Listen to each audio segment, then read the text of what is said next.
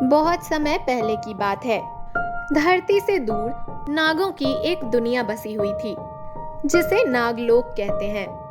उसी नागलोक में अमृता नाम की एक नागिन रहती थी। अमृता नागिन एक साधारण नागिन थी।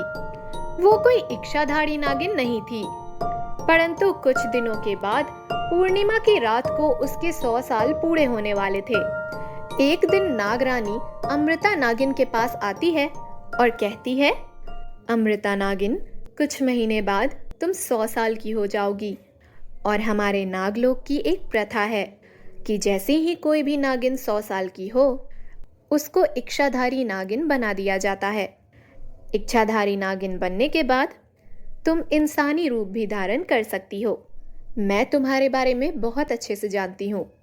तुम्हारा दिल बहुत साफ है, इसीलिए आज मैं तुम्हारे पास तुम्हारे लिए एक बहुत बड़ी जिम्मेदारी लेकर आई हूँ।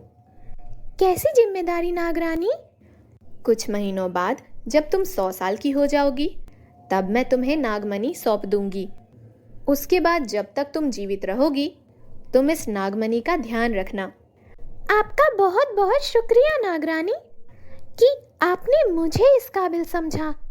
मैं ये जिम्मेदारी बहुत अच्छे से निभाऊंगी। आप इसकी बिल्कुल भी चिंता मत कीजिएगा। ठीक है अमृता नागिन, अब मैं चलती हूँ और अब मैं यहाँ तभी आऊंगी जब तुम 100 वर्ष की हो जाओगी।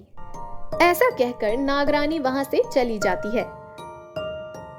फिर समय अपनी गति पकड़ता है और देखते ही देखते कुछ महीने बीत जाते हैं और अमृता नागिन 100 वर्ष की हो जाती है। अब अमृता नागिन जैसे ही 100 वर्ष की होती है, नागरानी अमृता नागिन के पास आती है और कहती है, बधाई हो अमृता नागिन, तुम 100 वर्ष की हो गई हो। आज मैं यहाँ तुम्हें तुम्हारी जिम्मेदारी सौंपने आई हूँ। ये लो नागमणि। तुम तो जानती हो ना, ये नागमणि भोलेनाथ का आशीर्वाद है, तो इसे अपनी जान से भी ज्यादा संभाल कर रखना। आप बिल्कुल चिंता मत कीजिए नागरानी। अब तो चाहे मेरे प्राण चले जाएं, लेकिन मैं इस नागमणि को कुछ भी नहीं होने दूंगी। अमृता की ये बात सुनकर नागरानी वहाँ से चली जाती है, परंतु नागरानी और अमृता की ये बातें नागलोक में रहने वाली काली नागिन सुन लेती है।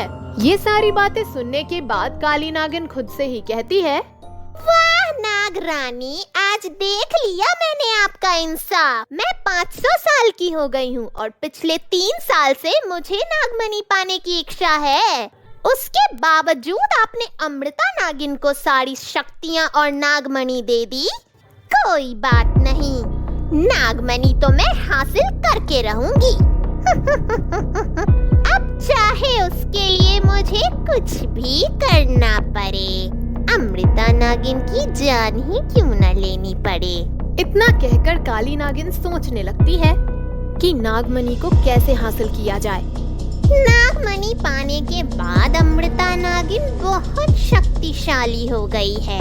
मैं अकेले तो अमृता नागिन का सामना नहीं कर पाऊंगी।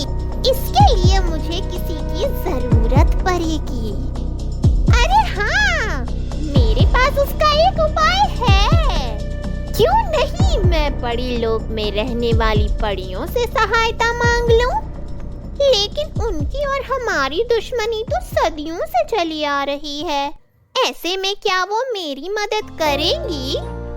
काली नागिन अपने मन में सोच विचार करने लगती है और अंत में परी लोक जाने का फैसला कर लेती है और अपनी शक्तियों से अगले ही पल काली नागिन परी लोक में पहुंच जाती है। परी लोक में पहुंचते ही काली नागिन की पहली नजर शैतान परी पर पड़ती है। काली नागिन सोचती है, शैतान परी तो खुद ही परियों को परेशान करती रहती है। शैतान परी मेरी मदद जरूर करेगी। ऐसा सोचकर काली नागिन शैतान परी के पास चली जाती है और कहती है, प्रणाम शैतान परी, मैं नागलोक से आई हूँ। मुझे तुम्हारी सहायता की जरूरत है। माफ करना काली नागिन, हमारी और तुम्हारी सदियों से दुश्मनी चलती आ रही है। ऐसे में मैं तुम्हारी मदद कैसे कर सकती हूँ, और वो भी तब जब मुझे कोई फायदा ना हो। ऐसा नहीं है शैतान परी, मेरी मदद करने से आपको बहुत फायदा है। लेकिन वो कैसे? मुझे नागमणि हासिल करना है और नागमणि हासिल करने में अगर तुम मेरी मदद करोगी तो नागमणि पाते ही उसकी मदद से मैं तुम्हें इस परी लोक में सर्वश्रेष्ठ शक्तिशाली परी बना दूंगी और फिर तुम पूरे परी लोक में सबसे ज्यादा शक्तिशाली हो जाओगी। शैतान परी को काली नागिन का ये प्रस्ताव अच्छा लगता है और वो उसकी मदद करने के लिए तैयार हो जाती है। वो दोनों मिलकर एक योजना बनाते हैं और फिर दोनों नागलोक पहुंच जाते हैं। नागलोक पहुंचने के बाद शैतान परी वेश बदलकर अमृता नागिन के पास जाती है और उस पर हमला करने लगती है। अमृता नागिन उस वक्त भोलेनाथ का ध्यान कर रही थी, इसलिए शैतान परी के हमले से वो बेहोश हो जाती है। तभी वहाँ काली नागिन आती है और वो शैतान परी को वहाँ से भगाकर झूठ मूठ अमृता नागिन की मदद करने लगती है। वो अमृता नागिन पर पानी की कुछ बूंदें डालती है जिससे अमृता नागिन को होश आ जाता है। होश में आने के बाद अमृता नागिन काली नागिन से कहती है, तुम्हारा बहुत बहुत धन्यवाद काली नागिन, तुमने मेरी मदद की। मैं तो भोलेनाथ का ध्यान कर रही थी, पता नहीं किसी ने आकर मुझ पर वार कर दिया, लेकिन तुमने मेरी मदद की, मुझे बहुत अच्छा लगा। इसमें शुक्रिया बोलने वाली क्या बात है अमृता नागिन, मैं तो तुम्हारी सहेली हूँ ना। अगर सहेली ही सहेली की मदद नहीं करेगी तो कौन करेगा भला। उस दिन से काली नागिन और अमृता नागिन के बीच दोस्ती बढ़ जाती है। अब वो दोनों रोजाना मिलने लगे थे।